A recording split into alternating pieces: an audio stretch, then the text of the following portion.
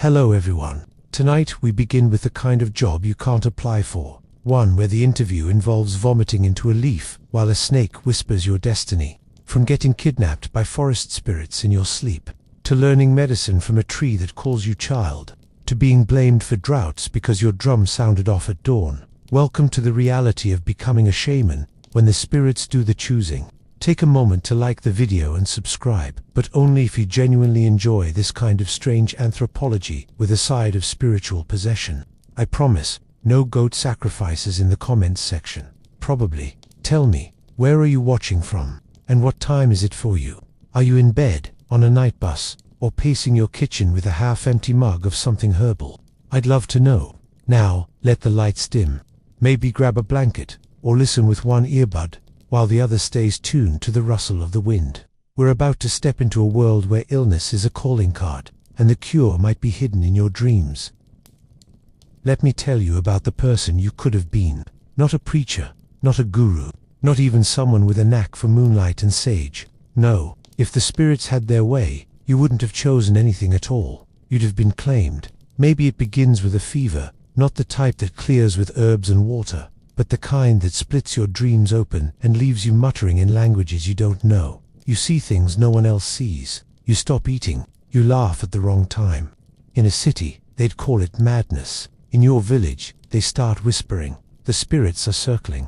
In West Africa, among the Dagara or Yoruba, this is known, not discussed politely, but known. Children who go silent, who stare too long into fires, who scream at shadows, they're not sick, they're candidates. The spirits are watching, poking, testing, and if you're lucky or unlucky, they decide you're useful. That's how it starts. You don't sign a form or light a candle or say you'd like to be a healer when you grow up. You vanish for 3 days in the bush and return soaked in sweat, eyes half lit from some other place, and suddenly the elders call a meeting, not to celebrate, but to manage the crisis, because that's what you are now, a walking, talking, metaphysical liability. In the Amazon, it's worse. You might survive a venomous snakebite, something nobody survives, and come back dreaming in vines. You start hearing the plants talk. Literally. That's not poetic. The trees hum. The bark speaks in riddles. The village watches you from a distance, and your grandmother stops letting you near the cooking pots. You're being chosen. In Papua New Guinea, they say you're being haunted, not just by spirits, but by bush spirits. The ones with dirty feet and a habit of scratching your name on tree trunks before you die. They visit you in your sleep, rearrange your guts, teach you to speak to thunder. You're a teenager. You were just trying to impress someone at the river, and now you're marked. And then there's the Arctic, the silent place. Inuit, shamans, the anger cook, don't get recruited. They get broken. Alone in the tundra, with no birdsong, no heat, and too much moon, they start to see faces in the snow. Sometimes those faces belong to dead relatives. Sometimes they're not human at all. The anger cook sees them and listens.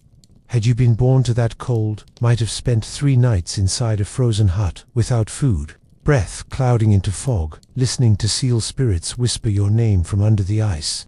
And if you made it out, if you didn't die or scream yourself hoarse, the elders would nod slowly and say, "Ah yes, the spirits picked this one." Not that anyone is happy about it. Being chosen is not flattering. It's dangerous. You don't get privileges. You get watched. People stop inviting you to weddings.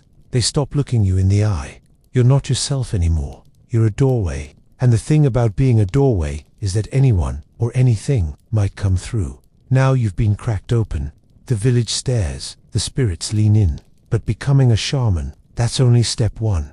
First, you have to survive it. It starts with a cough that won't leave, or a shadow you swear moves when no one else sees. Maybe it's the way your skin gets too hot under the moonlight, or how the birds stop singing when you walk past.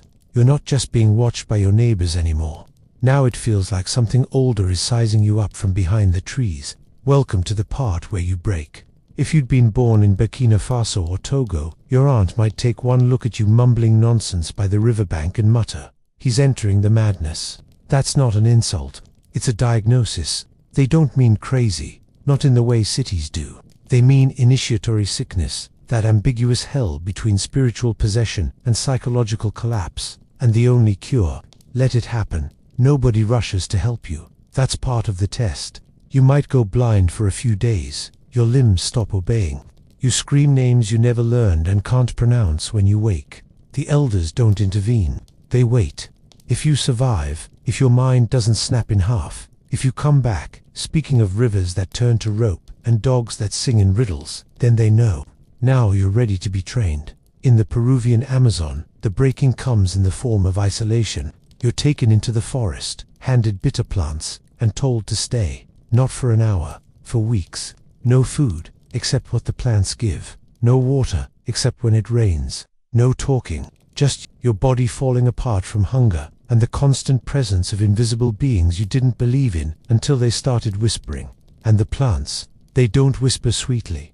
They show you your death, your ugliness, your deceit. They peel you down to raw nerve and memory. The vine spirits, the mother trees, the dart-shooting demons, they all want to test if you can carry them. You wanted to be normal. You wanted to fish. Now you're vomiting into the earth, while something that isn't you climbs into your chest and decides to stay. In Papua New Guinea, it's not the plants, it's the ancestors. And they don't ask permission. They show up in dreams and pull you out of bed. They scream when you're eating. They rearrange your insides until you stop pretending to be mortal.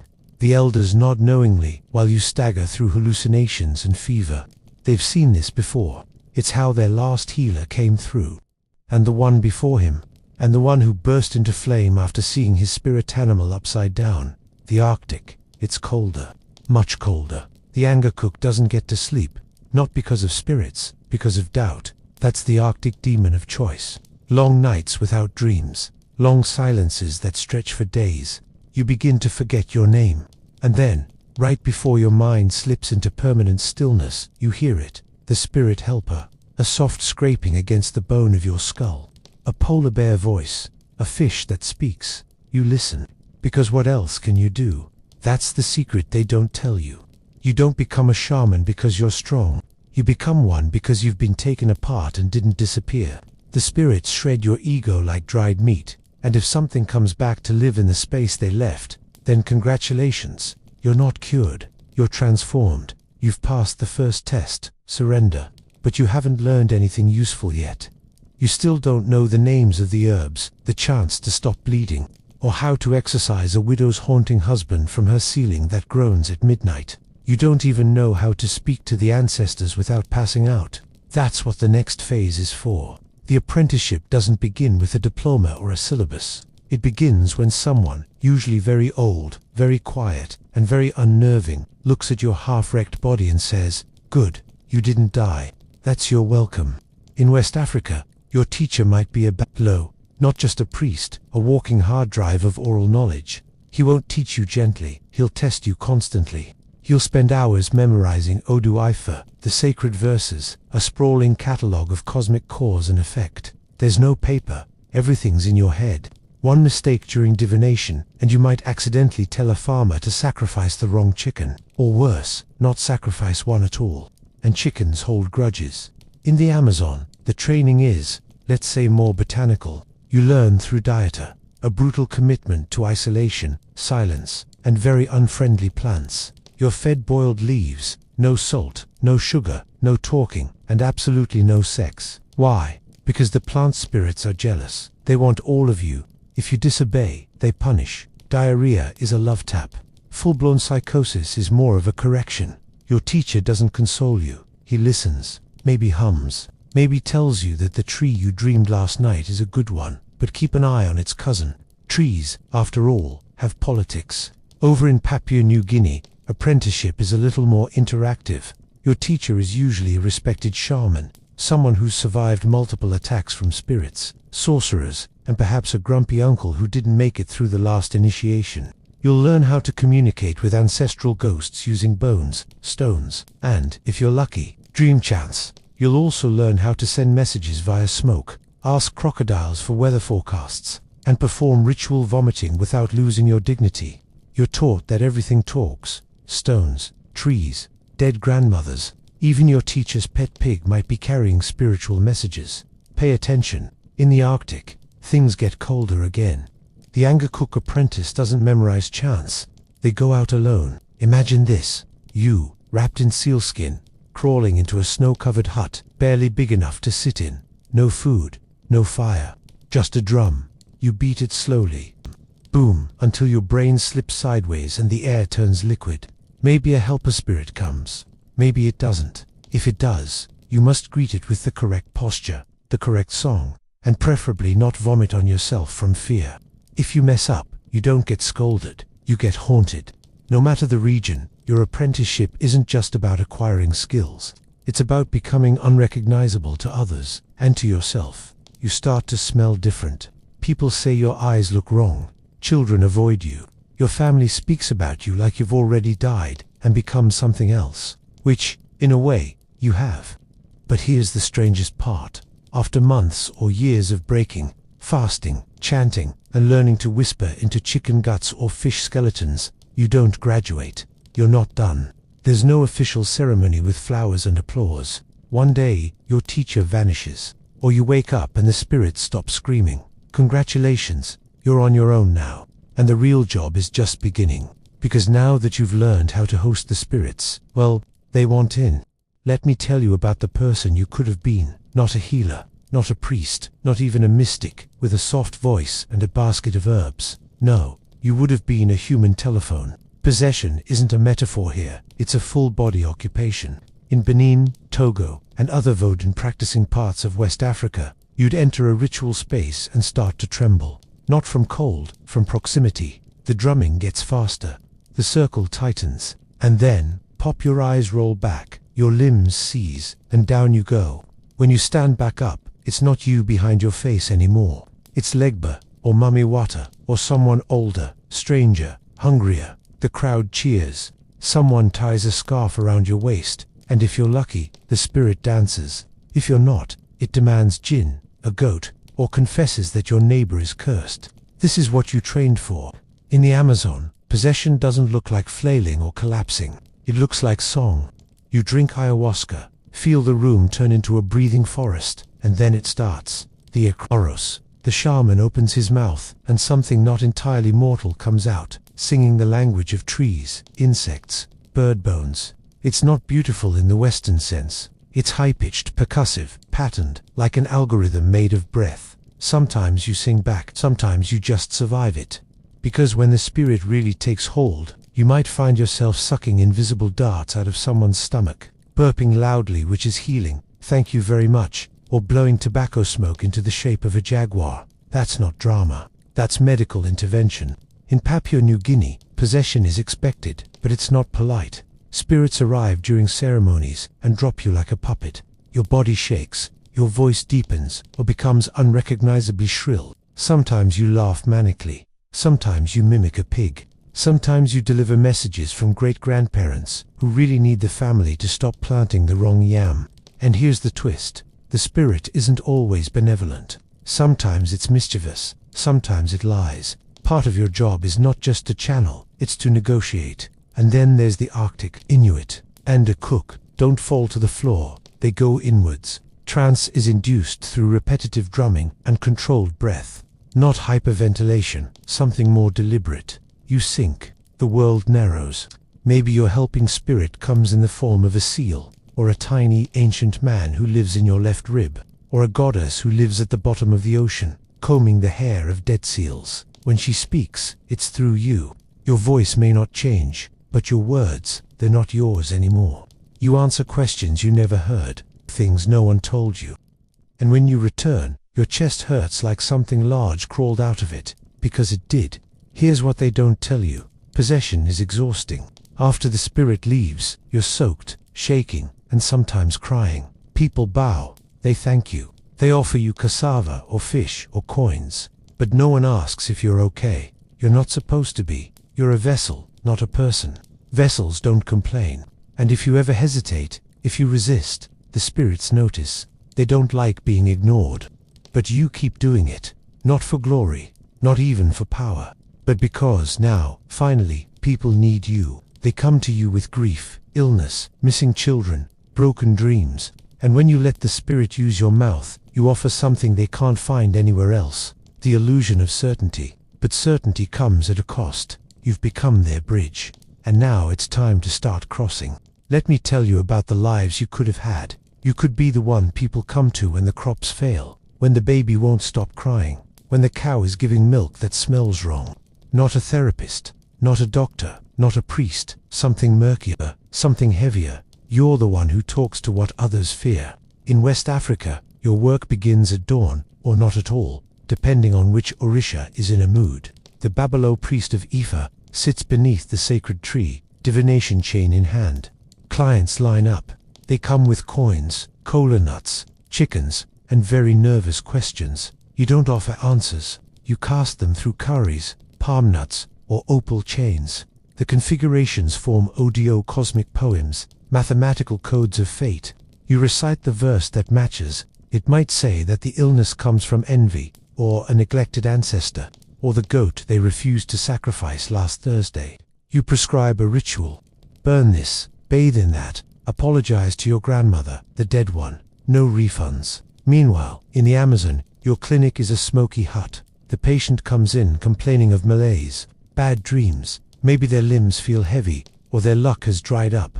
You listen, nod, then blow tobacco smoke across their chest and hum into a carved rattle. That's diagnosis. Sometimes you suck out an invisible dart, a spiritual arrow, fired by someone who wishes them harm. You might throw up afterward.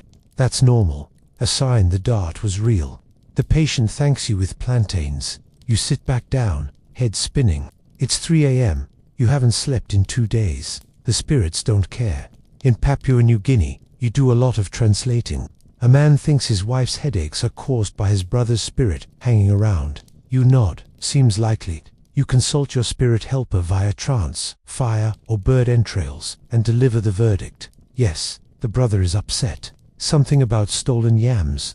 You propose a compensation ceremony. Pigs are exchanged. Water is poured. The wife recovers, mysteriously. You've done your job. In the Arctic, you might be called to mediate between the living and the animals. That's not poetic. It's legal. A whale didn't appear this hunting season. The people are starving. You're summoned to the snow house. The elders are grim. The hunters are silent. You drum, enter trance. Speak to Sedna, the sea goddess with tangled hair and a temper. She's angry. She says someone touched taboo, meat, or didn't thank the seal, or wore something cursed. You'll report this calmly, though your heart's still pounding. A ritual is arranged. Balance must be restored. Balance is your job now. That's the real theme here. Negotiation, not just with people, with cosmology, with unseen forces that act like they own the place. You're not the boss.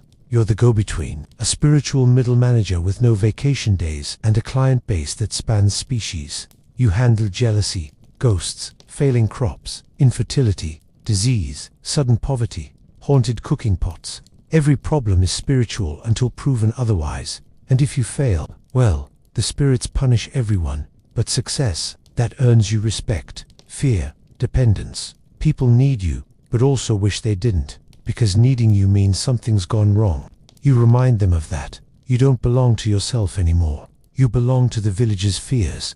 You hold their grief, their shame, their hope, and try not to let any of it spill. And tomorrow, someone else will come, trembling, holding a basket of salted fish, and whispering that her son hasn't spoken since he saw a snake in a dream. You'll light the fire again. No one warns you how exhausting it is to be sacred. People think rituals are serene, mystical, graceful. They picture slow movements, soft chanting, and fragrant herbs. That's adorable. In reality, most rituals feel like being hit by a drum wrapped in bees and set on fire. Start in the Amazon. It's midnight. You haven't eaten. The patient is curled in the corner, trembling. The hut is full of smoke, vomit, and mosquitoes with theological opinions. You've drunk the brew. Again, ayahuasca, the vine of souls, a plant so ambitious it turns your organs into philosophy. Your body's rejecting it in every way possible, which is, apparently, the point. And still, you sing. The Akaro's sacred melodies whispered to you by a plant spirit with a jaguar face and no chill. The melodies are your scalpel, your prayer, your medical license. They shake the air. They shape the room. They keep the darkness and the patient's hysteria in check. You can't stop. If you stop, the spirits might slip in sideways and do something uninvited, like rearrange someone's liver. Now shift north. You're on the ice.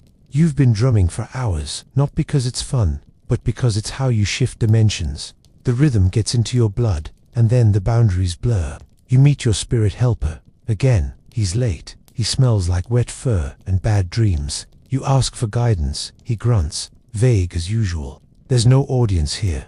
Just you, your breath turning to frost, and the unbearable weight of needing to be right. Because if you're wrong, someone starves. You emerge from trance with a migraine and a strong suspicion that someone's been hiding a taboo knife under the floor mats. In West Africa, it's a festival day. Spirits are expected. You're in your trance space, a courtyard perhaps. The drums start slow and build. Your body begins to twitch. The spirit arrives. You fall. You rise. You dance. Not because you feel like it, because you're being worn. Like clothing. Crowds are watching. Children gasp. Someone's throwing water on your feet to keep you from overheating. Your mouth opens. The voice that comes out is not yours. It demands offerings. It calls out names no one expected. It accuses a neighbor of sorcery. People scatter. The spirit has opinions. Eventually, it leaves. You're drenched, shaking. You feel like a husk of yourself. Someone hands you a cloth, or a yam, or nothing at all. There's no thank you. Just another case waiting. And in Papua New Guinea, rituals mean preparation, setting the scene. Gathering the right leaves, lighting the right fire, chanting the right words. Do it wrong, and a ghost laughs at you. Do it almost right, and it might enter your left leg and refuse to leave for a week. Some rituals involve digging, literally, to bury objects that trap harmful spirits. Others involve vomiting, a lot of vomiting, or blowing smoke up someone's nose, or tying charms around an infant's neck with a strand of your own hair. All of it is precise. None of it is graceful. Ritual is labor. It's logistics, performance, endurance, and cosmic compliance. It's spiritual bureaucracy, and you're the lone exhausted clerk. There's no off switch, no privacy. No, I'm not feeling well today. Spirits, they don't care. They chose you. You accepted. Now you're theirs. And if you think it's just rituals and healings and long nights spent sweating visions, wait until you find out what happens when someone dies. Death, in your world, is never simple. Someone collapses in the field. Someone wastes away for weeks. A child coughs once and doesn't wake up. No one says tragic. No one shrugs and mutters, just nature. Nature doesn't get the benefit of the doubt here. Because when someone dies, you are summoned. Not out of courtesy, out of necessity. In West Africa, this means consulting Ifa. You sit, you cast, you chant. The verse you receive isn't a condolence card. It's a verdict. Maybe it says the deceased offended an ancestor. Maybe their co-wife cursed them. Maybe they stepped over a forbidden threshold after eating palm oil. You nod gravely. People lean in. Tensions thicken. You don't just name causes, you name culprits. The death is never alone. It drags the living into its shadow. In Papua New Guinea, the suspicion is almost automatic. Was it sorcery? Probably. Was it this sorcerer? Well, that depends. The family wants answers. You go into trance. The ancestors whisper. They're vague, but angry. You interpret maybe. You name someone. Maybe you don't. But the village knows how to read a pause. And now a second death is on the horizon. Retaliation, justice, or both. Your words are stones thrown in still water. The ripples are real. In the Amazon, you might be called to diagnose post-mortem. A shaman died, even worse. Now his death needs unpacking layer by layer, by dream. Did he fail a spirit? Take the wrong plant? Break a taboo? You might fast for days just to get the answer. The forest is silent, mostly. Then it groans. A vine moves. A whisper. He offended the snake, or he didn't pass on a chant. Or just maybe, he wasn't strong enough. That's the subtext. No one wants to say aloud that a shaman died because he lost the fight. And in the Arctic, death isn't a conclusion, it's a symptom. You investigate. You call on Sedna. You speak to the soul of the dead. If they answer, you negotiate. What do they want? Why did they leave? What must be done? Sometimes, they want a name cleared. Sometimes, a ritual undone. Sometimes, just a feast and some whale blubber. But if you ignore them, if you call it natural causes and move on, the village suffers. The ice cracks. The animals disappear. People get sick in ways no salve can fix. Because here, spirits don't die when the body does. They linger. And sometimes, They get angry about being ignored. So you work, you chant, you burn, you mediate, not just for the peace of the dead, but for the safety of the living. Your role is part detective, part diplomat, part bomb disposal expert. Every death could unravel the community. Every illness is a negotiation. Why me, they ask. You rarely answer that. Instead, you ask what they did last week, who they spoke to, what dream they had after eating goat. Your job isn't to heal, it's to translate causality in a universe where nothing just happens. And if one day it's you who gets sick, you'd better hope someone else knows what you know, or that you were a very polite guest in the spirit world. But sickness isn't your only concern. People fear you, remember, and fear curdles. It becomes suspicion, which means your power might protect you or paint a target on your back. Power, you've probably noticed by now, is a double-edged ritual blade. One side heals, the other side points at you. You're revered, yes, feared, absolutely, but trusted. That's complicated. In West African villages, the line between healer and sorcerer is thinner than smoke. You treat someone's illness, and they recover. Praise the spirits. You fail to cure them, and suddenly, you're the reason they're sick. Maybe you gave them reverse medicine. Maybe the spirits are punishing you. Maybe your power has tipped from divine into dangerous. They don't say it out loud, of course. They just stop making eye contact. The greetings become colder. The chickens tied outside your hut look smaller. In the Amazon, the suspicion takes a more direct shape. Shamans aren't a unified guild of gentle sages. They're competitors, rivals. There's a reason most jungle healers operate on the edge of town, slightly uphill, behind a row of thorny bushes. It's not for the view, it's for safety.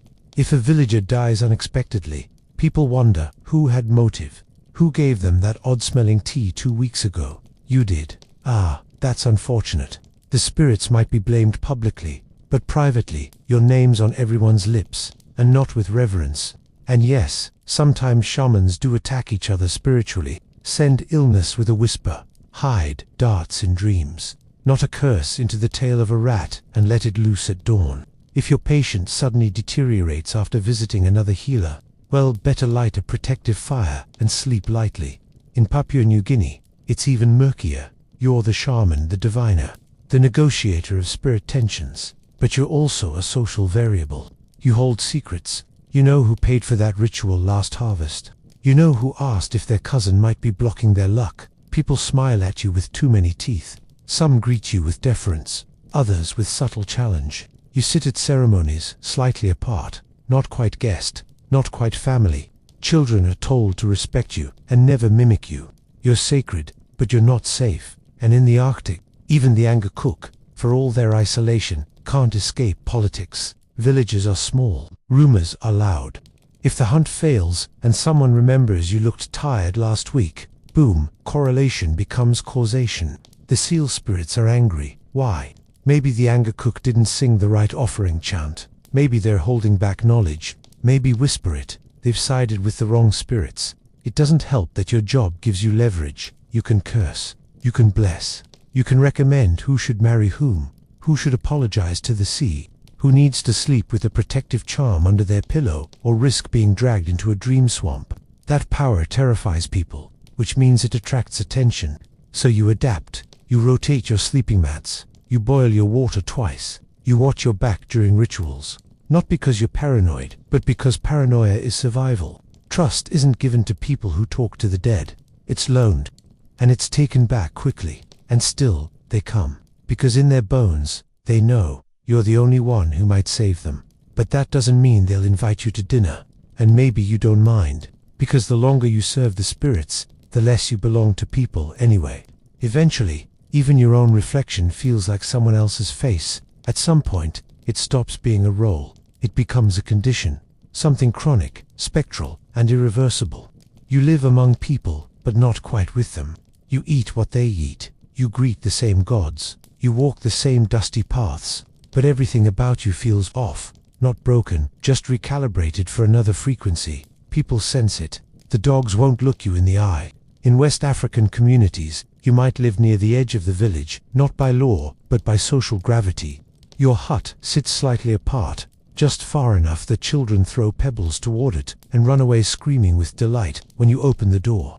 Neighbors greet you respectfully, but avoid lingering. It's not cruelty, it's precaution. You, after all, belong to both worlds, and the one you speak to most often doesn't like eavesdroppers. In the Amazon, the isolation is more ritualized. After your hiatus, you never really come back. Your body does, sure, but your dreams remain elsewhere, in the vines, in the pulse of the forest, in that one tree that still shows up every time you close your eyes. You hear things constantly, not voices, vibrations, shifts in wind that mean something, patterns in insect calls. You flinch when people break taboos, even if they don't know they've done it. You can't explain why. You just feel the air grow sharp, and when you try to explain, people nod politely and change the subject. In Papua New Guinea, it's even stranger. Your teacher's long gone. Your rivals are watching. Your community consults you, then avoids you. You're treated with reverence, which often looks exactly like loneliness. During ceremonies, you sit apart. During meals, your bowl is placed last, not from disrespect, but from symbolic separation. No one wants to accidentally eat your food. The spirits might not like sharing, and in the Arctic, the solitude is literal. The Angkor cook might live in a snow house far from the others, not as exile, as insulation. Too much human chatter interferes with spirit work. You see people only when needed. The rest of the time, it's you and the silence. The cold becomes company. You're helping spirits come more easily when no one else is around to ask questions. You must become strange. Your dreams are no longer dreams. They're messages, appointments, obligations. You wake at odd hours, sleep in bursts, fast without warning, speak in riddles. You forget how to be casual. Someone makes a joke and you just blink, because last night you watched your soul dance with a ghost who might have been your great-grandmother, or a trickster, or both, and now you're supposed to enjoy a wedding, so you stop trying to pretend. You embrace it, the strangeness, the distance. You perform your rituals with elegance, speak when spoken to, and laugh only when it's safe. You stop attending village disputes. You start talking to birds more than people. Your voice changes, your walk changes, your face stops aging in the same way, not because of magic, because of watching. You've spent so long in trance, in smoke, in ritual, that even when you're off duty, your eyes scan the world for signs.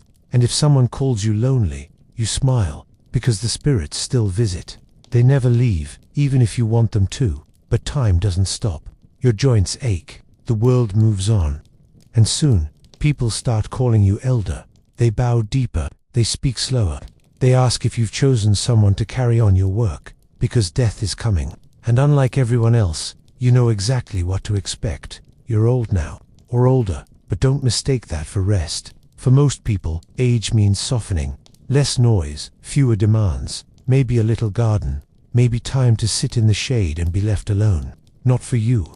Your bones ache more than they used to, from years of kneeling, fasting, dancing, and sleeping in awkward places, so the spirits could find you more easily. Your hair has thinned, your vision drifts, and yet, the requests keep coming.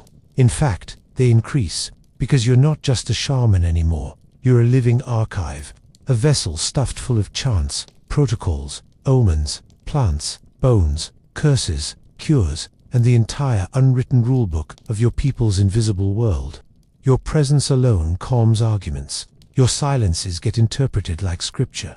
In West Africa, elders in spiritual traditions are revered, not just for their knowledge, but for having survived. If you're still alive, still lucid, still dreaming, that's proof enough that the spirits haven't rejected you. Yet, you're asked to oversee the biggest ceremonies, the riskiest initiations, the most tangled misfortunes. You're also expected to train a successor. Maybe you already have. Maybe you haven't found the right one. Maybe no one's been called. That makes people nervous. In the Amazon, your body may be slower, but your visions are clearer. You've ingested enough plant spirits to have permanent access to the invisible phone lines. The younger healers visit you for help with tricky cases. A spirit that won't leave. A chant that doesn't seem to work. A curse that feels stickier than usual. You listen. You correct. You sigh. They mean well. But they haven't been swallowed whole by a jaguar spirit in a lightning storm. Yet, in Papua New Guinea, you might now be the authority no one dares challenge. Your words are law. But that doesn't make you powerful. It makes you precarious. Because if you mess up now, at this stage, People assume the decline is spiritual, that you've lost your favor, that the spirits are looking for someone new. You feel it too. Sometimes they come less often. Sometimes your dreams are cloudy. Sometimes you forget the exact order of a ritual and have to bluff. You worry that your helper spirits might be visiting someone else behind your back. And in the Arctic, the anger cook in old age becomes a bridge collapsing slowly, with dignity. The villagers bring fewer questions. They already know what you'd say. They just want to hear it one more time. You sense the cold growing closer, not the temperature, the other cold, the one in your chest, the one in your marrow. You begin preparing. In some traditions, death doesn't come suddenly. It announces itself, like a guest. You start giving things away. You visit places you haven't seen in years. You share chants you once swore to keep secret. And then you begin watching the younger ones, not just for skill, but for signs, who wake screaming, who sees shadows where there are none, who's been sick for 3 days and started speaking in rhyme. You don't retire. You intensify. Everything you know burns a little hotter as the body burns out. And then one day, maybe the spirits go quiet. No more visitations, no more dreams, just silence. A gentle one, like exhaling after a long, long story. That's when you know they're done with you, or you're done with them, or both. But don't get too comfortable, because death, in your line of work, isn't an escape. It's a promotion. Sometimes they go before you do. One day, you wake up and something's missing. Not your eyesight though, that's going. Not your strength, that left years ago. No, it's the presence. The hum behind your ribs. The flicker in the corner of the room that used to signal a visitor. Silence. The spirits aren't angry, they're just absent. In West African cosmologies, this isn't uncommon. Elder diviners speak of a withdrawal. The spirits step back slowly, like a lantern fading. It's not abandonment, it's succession. Their work with you is nearly done, which means someone else's work is about to begin. You look around. The young ones are clumsy, nervous, too loud when approaching the altar, too proud when they get the chant right once, and think the spirits are impressed. They don't know what you know, that the spirits are never impressed. They're entertained, maybe, but never impressed. Still, you pay attention. One of them starts speaking in their sleep. Another hums the melody of a healing song they never learned. One avoids eye contact with chickens, a promising sign. Oddly enough, you begin to guide them. Not directly, that never works, but through stories, nudges, suspiciously specific questions. Did you dream again last night, and was the moon wrong? They say yes, you nod. You don't explain. In the Amazon, the handoff is more visceral. Sometimes your apprentice drinks the brew and sees your visions. They come to you wide-eyed, pale, sweating. They describe the jaguar, the serpent, the grandmother tree who asked about your health. You don't smile, but your heart lifts. A little. You tell them nothing is wrong, but everything is changing. You give them your rattle. Finally, the one with the cracks no one sees. You tell them to carry it carefully. You don't say why. You don't need to. In Papua New Guinea, the spirits don't leave quietly. They announce their migration. You get dreams of transfer, of walking into the forest and handing someone your shadow. You're expected to act, delay too long, and they might pick someone on their own, someone reckless, someone untrained. So you take your chosen one out into the bush. You sit under the right tree. You speak the old words, and you wait for the spirits to arrive and test them. You do not interfere. If they fail, they return home sick. If they pass, they come back with new eyes and a limp they didn't have before. That's how you know. In the Arctic, the transition is colder, literally and metaphorically. You sense the withdrawal in your drum. It no longer sings. You sense it in the animals. They don't pause when you pass anymore. The sea feels quieter. The sky is polite. You prepare, not for death, for usefulness. You wrap your tools. You place offerings at old altars. You speak to your ancestors in case they're listening, and warn them someone new is coming. And if no one comes, if no apprentice appears, then your death becomes their inheritance. Your final ritual is to vanish properly. No loose ends, no lingering spirits angry about unfinished business.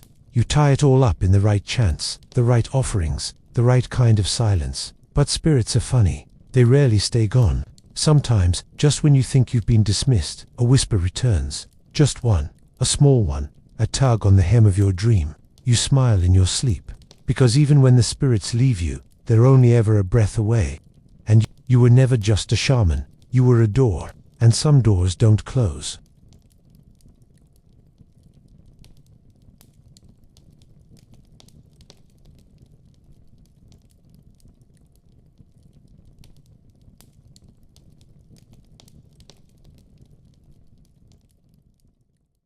Some are born ordinary, others arrive with a sign. In a village pressed between the trees and the sea, a newborn drew its first breath with a whisper of blood and silk. The midwife blinked. The infant's body was slick, coiled strangely, the umbilical cord looping twice around the neck, like a tiny serpent guarding a shrine. A blue mark bloomed behind the left ear, not quite a bruise, not quite a scar, just enough to make the elder women trade glances. The next morning, the diviner was summoned.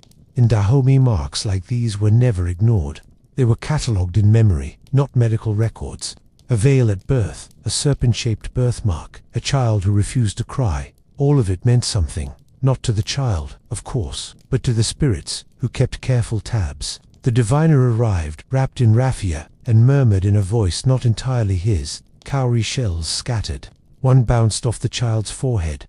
Another spun 3 times before falling flat. The judgment was simple. The god had returned. Not metaphorically, not poetically. The snake god, Dan, who held the universe together in a great celestial coil, had taken a liking to this particular bundle of bones and nerves. This wasn't possession. It was real estate. A new tenant had moved in. The family was silent. This wasn't pride. It was terror dressed as reverence. Being chosen meant isolation, ceremony, a life hemmed in by ritual. The child would eat alone, bathe in special oils, wear white for years, no cutting of hair, no playful scolding, no birthday songs, just drums, salt, and the watching eyes of the village. Across the ocean, far from the West African coast, a similar birth unfolded under different stars. In the highlands of Mesoamerica, a boy was born beneath a lunar eclipse.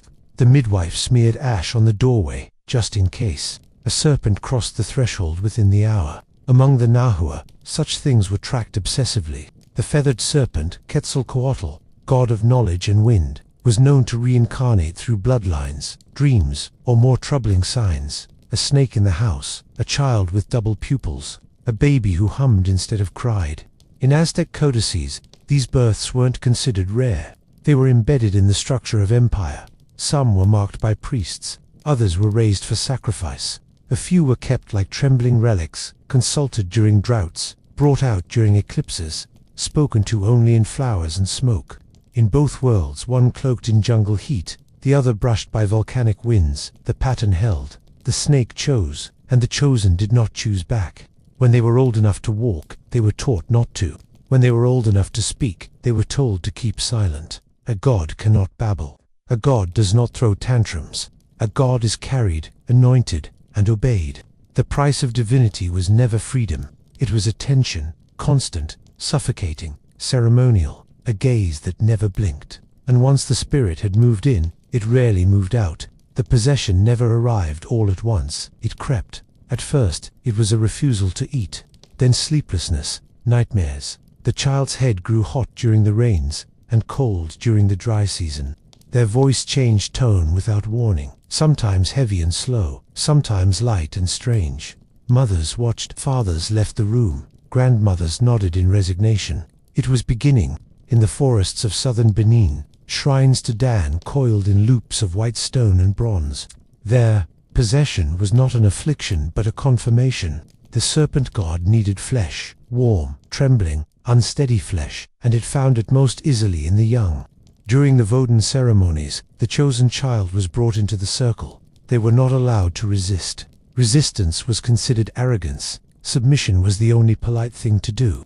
The drums started low and slow, the kind that made the ribs tickle. Then they climbed. Sweat pooled at the temples. Ankles shook. Somewhere in the heat of the dance, the body gave way. Possession didn't look like what tourists hoped for. It wasn't violent. It wasn't dramatic. It was a melting, a slow erasure of will. The child's eyes would roll back, their spine arched slightly, arms hanging as if they had forgotten gravity.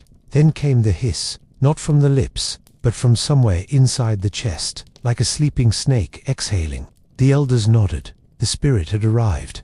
In Yoruba lands, the rainbow serpent Oshomere made its home in trance. Possession was genderless, ageless, and specific. The possessed moved like ribbon in water, undulating across the shrine floor. Their hands traced invisible symbols in the air. Sometimes they wept without sadness. Other times, they laughed at nothing and began speaking in voices their families didn't recognize, some ancient dungeons, some in riddles, some in animal sounds. The ritual was not for spectacle. It was diagnostic. If the god took hold and the body withstood it, the child would be trained. If the god entered and the body broke, seizures, fevers, madness, the spirit would have to be appeased, sometimes with chicken blood, sometimes with silence.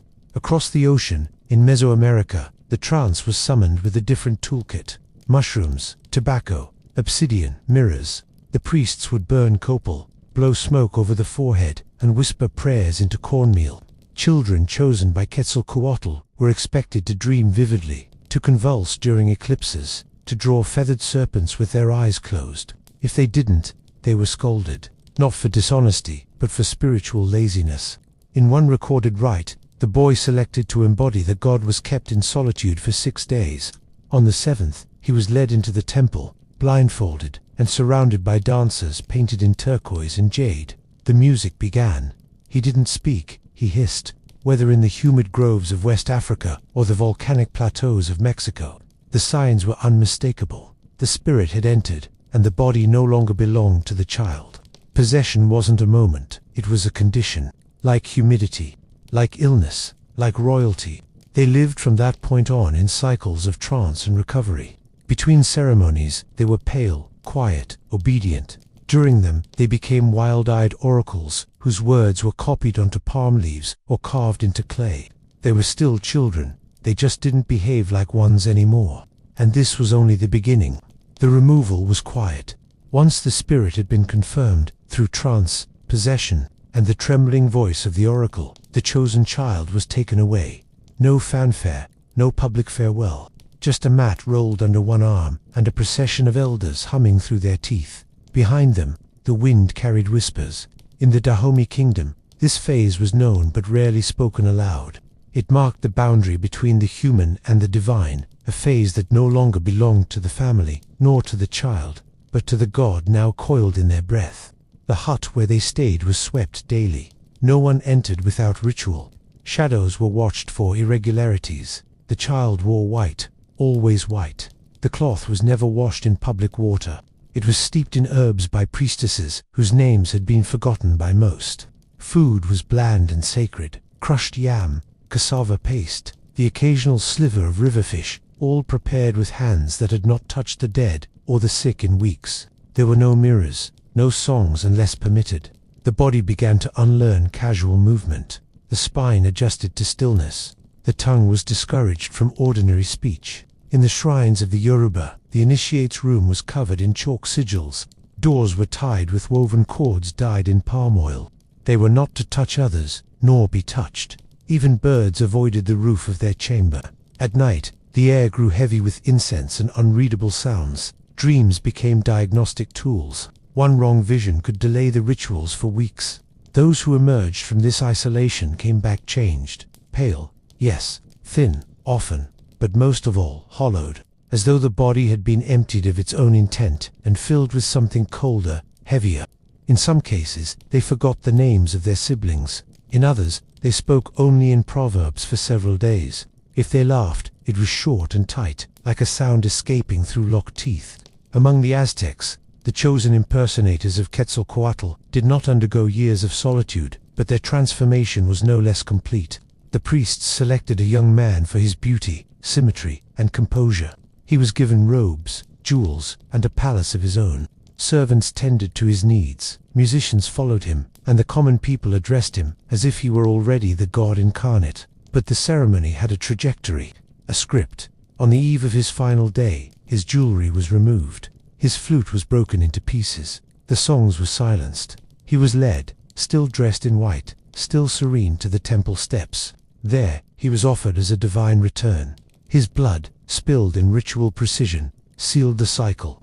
No chaos, no protest. His smile, if he wore one, was part of the liturgy. In both continents, across languages and landscapes, the principle remained. Before a god could walk among humans, the human had to vanish. Whether through weeks of isolation or in a single final breath, the old self was erased. Nothing divine ever arrived without subtraction. The days became a pattern of precision. Each morning began with ritual bathing. The water, gathered in silence before dawn, was steeped with leaves, oils, and ground limestone. It was poured slowly over the body by hands that had been ritually cleansed, never touching skin directly, not out of delicacy, but out of necessity. Contact outside the prescribed gestures was considered dangerous for both the vessel and the world around it. Clothing followed, always white, never stitched with ordinary thread. The fabric was chosen not for comfort, but for symbolism, purity, liminality, absence. Even the knots in the cloth carried meaning. To untie one without permission was to invite illness. The first food of the day was placed on carved wood or unglazed pottery. Meals were silent, not due to any vow, but because speech was only allowed at specific times. The voice belonged to the god now, and it could not be spent carelessly. Every word carried weight. Even sighs were measured. The vessel, no longer called by name, moved with intention. Walking became procession. Sitting was posture. Eyes stayed low, unless raised deliberately during ritual. People cleared paths long before the white cloth approached. Children were pulled aside gently. Elders averted their gaze and pressed small offerings to their foreheads, a coin, a kernel, a folded leaf, then placed them at the edge of the path. Within the compound, space was arranged to minimize disorder. No mirrors, no iron tools, no loud weeping or raised voices. Time itself slowed around the presence of the divine. Courtyards remained shaded. Drums spoke in coded rhythm. Attendants moved barefoot and communicated with gestures or whispers. There were tasks, to moments when the body was required to perform sacred functions. Crops were blessed, not with prayer alone, but with breath. A slow exhale over seeds before planting. A hand hovered above the soil. Villagers gathered to watch a gesture that might last 3 seconds and cost the vessel a full day of strength. Fertility rites involved presence more than participation. The divine did not initiate. It received. Sometimes a woman seeking conception would sit in silence before the vessel, her fingers resting on a stone, waiting for the nod that would allow her to speak. If the god approved, a thread would be tied around her wrist. Nothing else passed between them. Still, children conceived afterward were considered touched by the same force. At night, the body rested under careful observation. 2 attendants stayed nearby, neither permitted to sleep.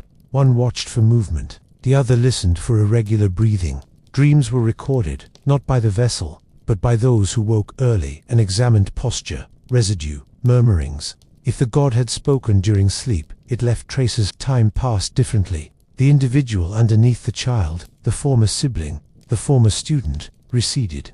Their name was preserved somewhere in the village, but never spoken aloud. Even those who had raised them began to refer to them in terms reserved for shrines or ancestral relics.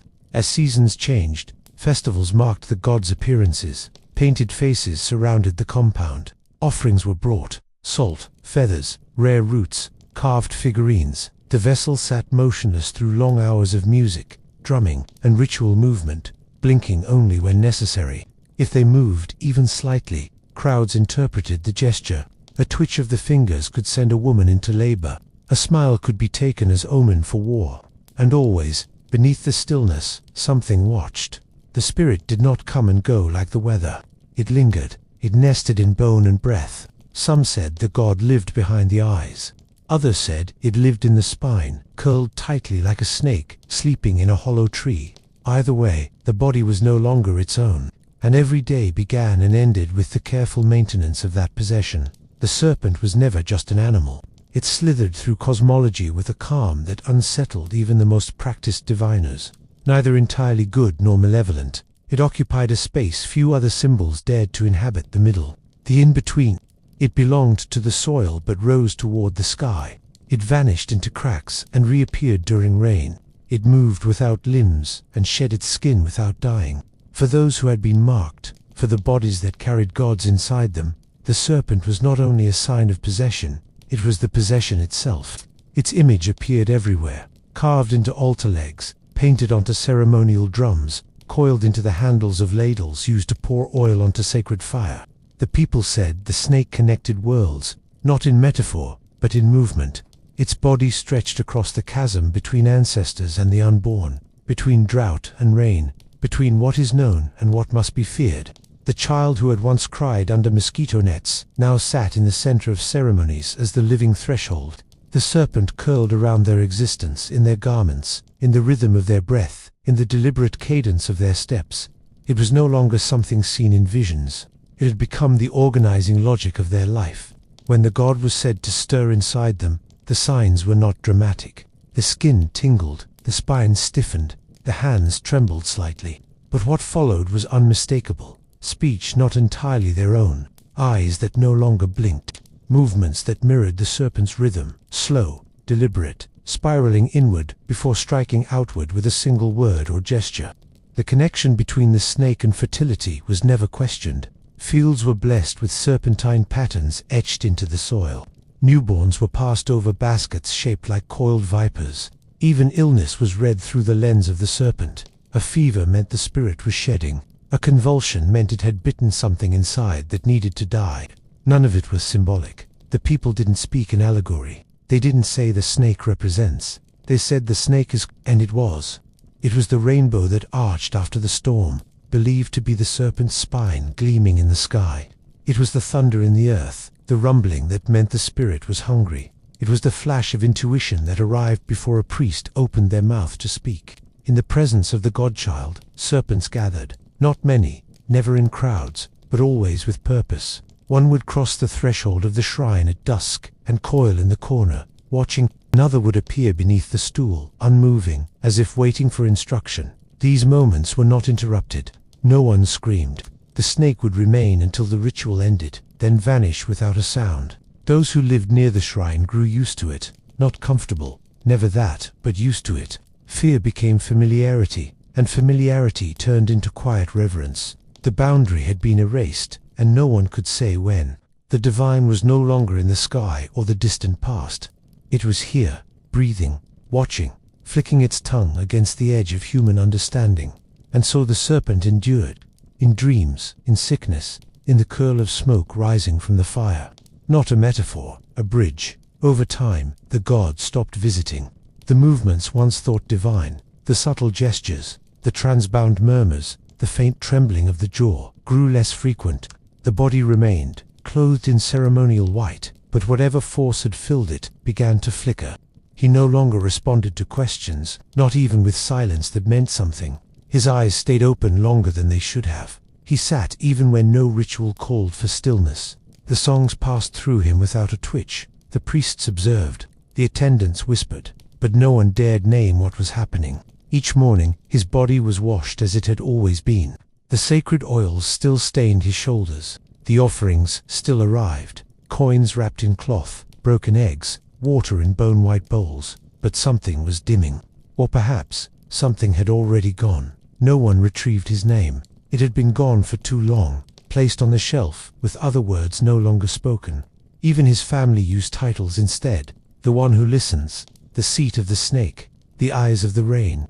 They referred to him in tones reserved for weather or illness, impersonal, necessary. He didn't resist the rituals. He still allowed the herbs to be pressed to his chest, still sat among the firelit dancers when summoned, but he no longer moved with the certainty of the possessed. His posture slumped slightly. His breath no longer matched the drumbeats. Once, he flinched when a child touched his foot, not out of fear, but recognition that someone had touched him.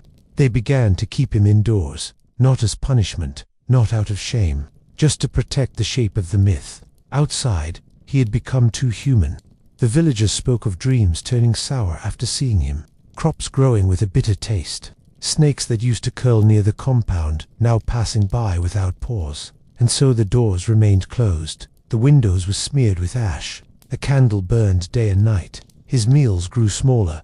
His voice, absent for seasons, returned once a low hum with no tune, no meaning, and no end. It lasted for several hours before stopping mid-breath. Eventually, he began to disappear from memory. The stories softened. He was no longer spoken of as god or child, but as something in between, a quiet presence whose breath once stirred the rain. No one marked the moment he died, or whether he died at all. No grave was dug, no shrine dismantled. The room was emptied, swept, and sealed. Days later, a serpent was seen coiled beneath the roots of the shrine's altar, still and watching. It did not hiss, it did not move.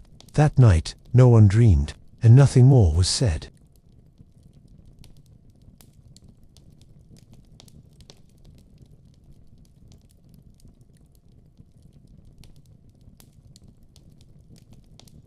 They don't scream, not at first. It's not because they aren't in pain, they are, but because to scream too early is to admit you're not ready, that the gods chose wrong, and no one wants to be the one who disappointed the ancestors. Across 1,000 forgotten forests, buried shrines, and smoky huts, one thing keeps showing up: pain. Not as punishment, not quite, more like certification, an unspoken diploma etched into flesh, confirming you've gone somewhere most people wouldn't survive. It's not that you suffered, it's that you suffered well. You didn't faint, you didn't beg, you shook, yes, and maybe bled, but you didn't flinch. That's what makes it real. See, in many places, especially the ones untouched by polite theology, pain isn't failure, it's proof. No one trusts a prophet who looks too comfortable in Central Africa. They still talk about the spirit burials, not metaphorical ones, not symbolic, not poetic, actual graves, dug with care, lined with leaves or river clay, and made just deep enough to muffle your voice if you change your mind. Initiates of certain cults, often called by a spirit through convulsions, hallucinations, or near-death illness, are wrapped, pressed into the earth, and left overnight, sometimes longer. The idea isn't to kill them, it's to see if they come back, changed. The earth is a mother, yes, but she's also a gatekeeper. If you come back from her belly whispering things no one taught you, names of dead relatives, songs no one's sung in decades, you're no longer just someone's son or daughter. You've been marked, or worse, chosen. Being chosen isn't the compliment it sounds like. It means your life stops being yours. You twitch in public. You wake up speaking other languages. People bring you sick children in the night and expect you to fix things. And you can't say no. Not anymore. That's the trick, isn't it? Everyone wants to be special until they realize what the special ones go through. No one envies the lightning rod, and yet the ritual survives. The communities don't just allow it, they need it. Pain legitimizes the healer. A wound is evidence of a journey, and journeys don't count unless they hurt a little, or a lot. But let's go deeper. The idea of pain as divine stamp of approval wasn't born in Africa, nor did it stay there. Travel north, across time and trees, and you'll find Europe before Christ, before saints, before guilt had a full-time job. You'll find men willing to starve, bleed, and disappear into caves, all to be reborn as something holy. Europe wasn't always so shy about blood. Before halos and incense, before martyrdom became a career path, the sacred was a little more, let's say, unpolished. Pain wasn't moralized. It was the line between a holy man and a lunatic was drawn not in belief, but in endurance.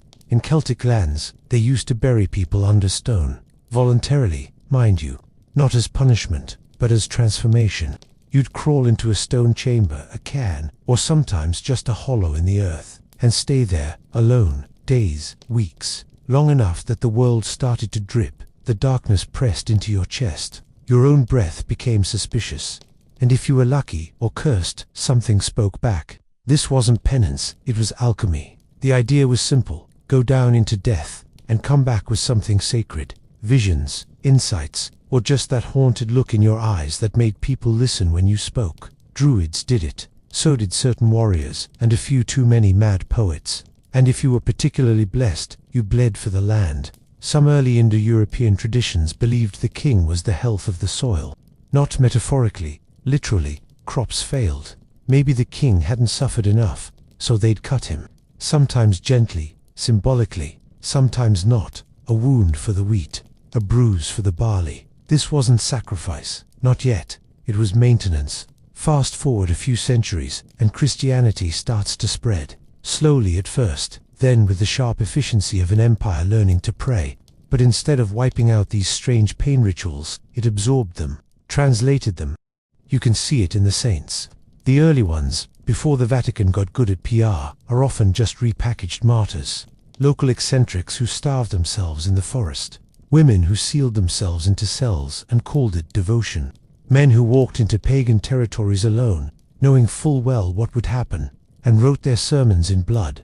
They were chosen, not by ancestral spirits, but by something equally invisible and just as demanding. Take St. Cuthbert of Lindisfarne. He used to wade into the freezing North Sea at night and stand there, neck deep, praying while the tide lapped his ribs like a patient predator.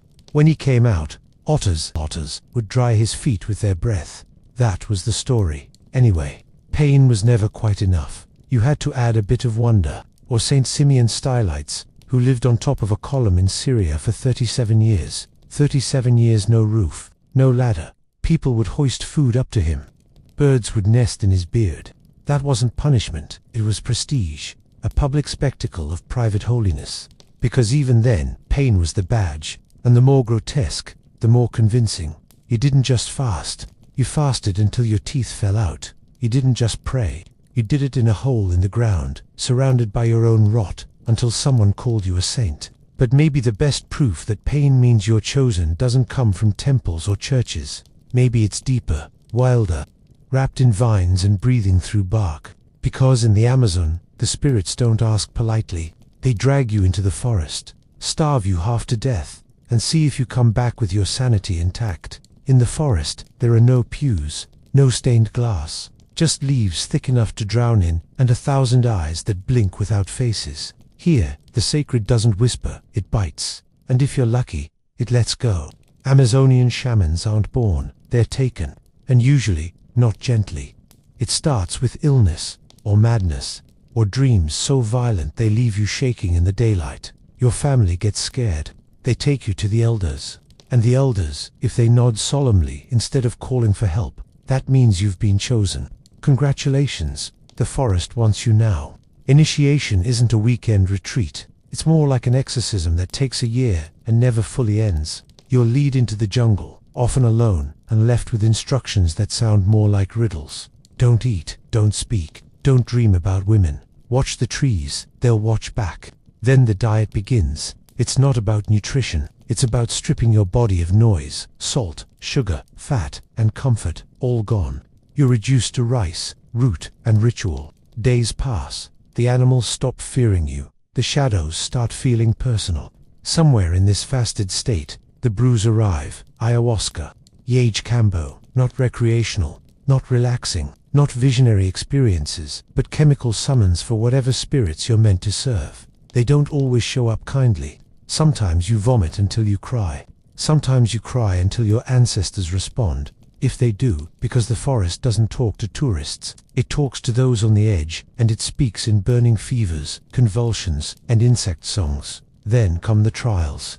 The Satyr that more have their famous one, the bullet ant gloves. Dozens of these ants, whose sting is medically described as pure, intense, brilliant pain, are woven into a pair of gloves, stingers inward. You put your hands in, not for seconds, for minutes, and not once, 20 times. Each time you dance, scream, shake, and still keep the rhythm. This isn't hazing, it's calibration. The pain teaches your nervous system to tolerate the divine. If you can handle this, maybe you can handle a vision without collapsing. Maybe you can touch what shouldn't be touched. Because in these cultures, knowledge isn't stored in books. It's stored in bodies, in scars, in that twitch in your eyelid that wasn't there before the spirits came. When you return, if you return, you're not the same. People can see it, in your eyes, in your walk, in the way birds hush when you pass. You've been through the jungle's mouth and crawled out of its stomach. You've earned your title not by studying, but by surviving. And you're not alone, because this idea that pain unlocks something holy lives in every corner of the world, even now, in places that pretend to have forgotten it, in modern churches, in hidden rooms, in whispered rituals passed down like family heirlooms. Because pain, once sacred, doesn't just disappear, it adapts, and in some places, it still walks in full daylight, cloaked in incense, robes, and spotless gloves. Even after the temples fell quiet and the forests were mapped, the ritual never fully disappeared. It changed outfits, moved indoors, swapped feathers and clay for linen and incense, but the logic remained. Those who suffer unusually often carry unusual power. In the early 20th century, in southern Italy, a woman known as Natuzza Ivolo began to exhibit wounds on her body that matched traditional Christian iconography. On Fridays, her skin split in shapes that resembled thorns and nails. Blood formed the word amour on her arm. Her neighbors believed she had been chosen. Medical professionals offered other explanations, but week after week, the marks returned. Crowds grew, photographs were taken, and so continued the ancient dance. The marked body, the doubtful audience, the strange sense of awe. Further north, in Spanish monasteries, members of Opus Dei quietly practiced forms of corporal mortification, not in public squares, but in the solitude of bedrooms and cellars. Small metal instruments worn around the thigh, ropes, silence, no applause, just the quiet conviction that endurance brings proximity to the divine. Their neighbors rarely noticed, but if the hem of a robe lifted at the wrong moment, bruises sometimes whispered otherwise. In Brazil, evangelical revival movements began to display phenomena once confined to tribal cosmologies: convulsions during worship, glossolalia, speech in unrecognizable tongues, collapse, testimonies of illness followed by clarity. These were not labeled rituals, but their structure mirrored the old ones: initiation through struggle, transformation through crisis, return bearing insight. In psychiatric hospitals across the globe, there are occasional patients whose stories resemble initiation more than illness: visions, voices, a compulsion to isolate, too fast to chant. Not always delusion, sometimes pattern. Anthropologists have observed this overlap in nearly every culture. The line between possession and psychosis, between prophecy and breakdown, remains porous, and the rituals, whether endorsed or feared, continue to walk that line.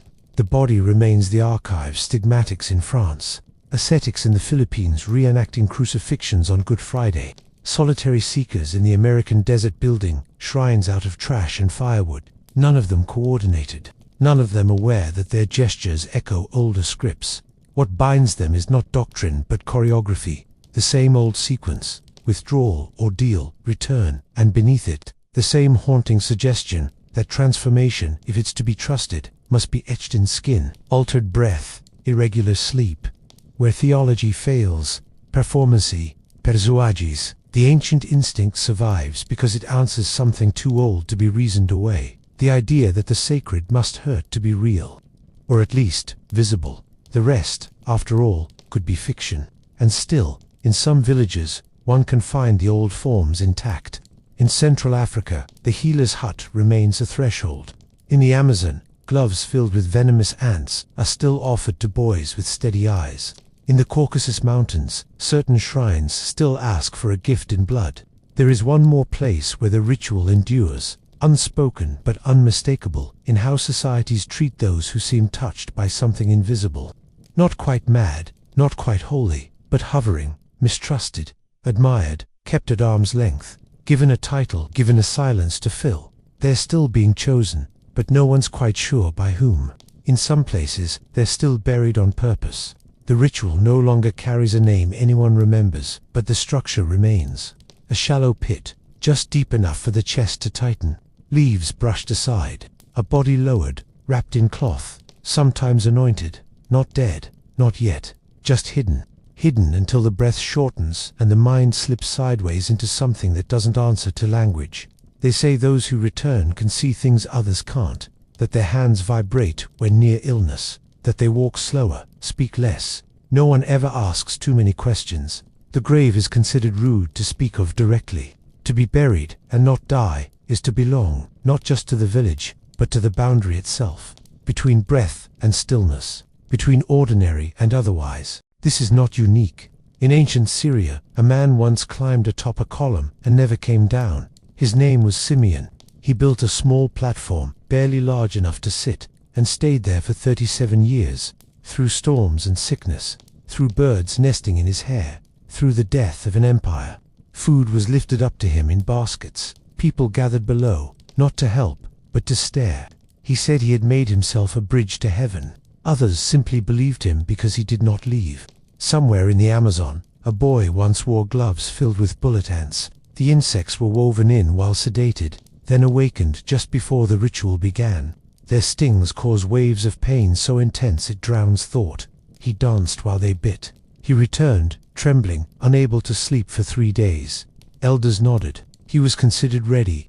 In medieval France, A woman pressed her hands into thorns. Every Friday, she locked herself in a small stone room and sang until her voice broke. Her neighbors swore they saw light pour from under the door. A few took notes. Years later, someone wrote her name on a plaque. A small statue followed. The forms differ, but the structure persists. Isolation, trial, emergence, reverence. None of it requires belief, only repetition. It survives, not because it convinces the mind, but because it leaves marks. And marks, after all, are hard to argue with. Among the Dogon of Mali, initiates are taken into the bush for weeks. No food, only herbs. No speaking, only symbols. The spirits that shape them are considered neither gods nor ancestors, but something older. Something that requires obedience, but not explanation. The same rhythm echoes across oceans. Pain is not used to punish. It is used to mark. The chosen are not spared. They are displayed. Communities do not simply tolerate these people. They orbit them. The prophet, the seer, the madwoman with the split lip and the calm voice. Each one carries the weight of having been hurt in the right way, at the right moment. And so they belong, not because they are like others, but because they are needed to complete the world's symmetry. To be chosen is not a reward, it is a position. And like all positions, it must be earned, publicly, often brutally, always unmistakably. No mask, no costume, no title convinces like a trembling body, a scar that won't fade, a silence that entered at the edge of consciousness and never fully left. Those who have been through it are never quite whole. That too is part of the proof. There's a peculiar stillness shared by people who've touched the sacred and survived. Not peace, exactly, not joy, but a kind of delay in their movements, as if time passes differently around them, as if every gesture is preceded by something older than thought. In every culture that allows it, and many that don't, these figures remain. The woman who hears voices and is invited to dinner only once a year, the boy who vanished in the forest and came back with new eyes, the old man who mutters in his sleep and wakes up speaking languages no one taught him. They make people uneasy, and yet, they're the ones sought when something breaks, when a child won't stop screaming, when crops fail, when the familiar world wobbles and cracks. These are not saints in the sanitized sense. Their stories don't fit into tidy boxes. Their miracles are often inconvenient. They forget to explain themselves. They don't smile when expected, but their bodies carry the record. The faint tremor, the twitch at dusk, the long pause before answering simple questions, the sacred leaves residue. Sometimes it smells like ash. Sometimes it glows beneath the skin. Sometimes it looks like illness, or madness, or defiance. Rarely does it look like triumph. The modern world, with its clinics and contracts, has little patience for such people. It places them under observation, labels them, isolates them in facilities with pastel walls and carefully locked doors. But still, they surface, in YouTube testimonies, in late-night radio shows, in back rooms of churches, in psychiatric notes laced with doubt. Some are dismissed, some are canonized, some disappear altogether. But the pattern survives, buried in folklore, etched into ritual, whispered between those who still believe the world is porous, and that certain people fall through. And always, there is the body, the final, irrefutable witness. When theology is debated, when testimony is questioned, when everything else fails, the body remains, shivering, scarred, changed. To suffer privately is to survive. To suffer publicly, without flinching, is to become sacred. Not because the pain proves anything, but because no one else would go through it unless they had to. And somewhere, perhaps, something still watches for those who don't run.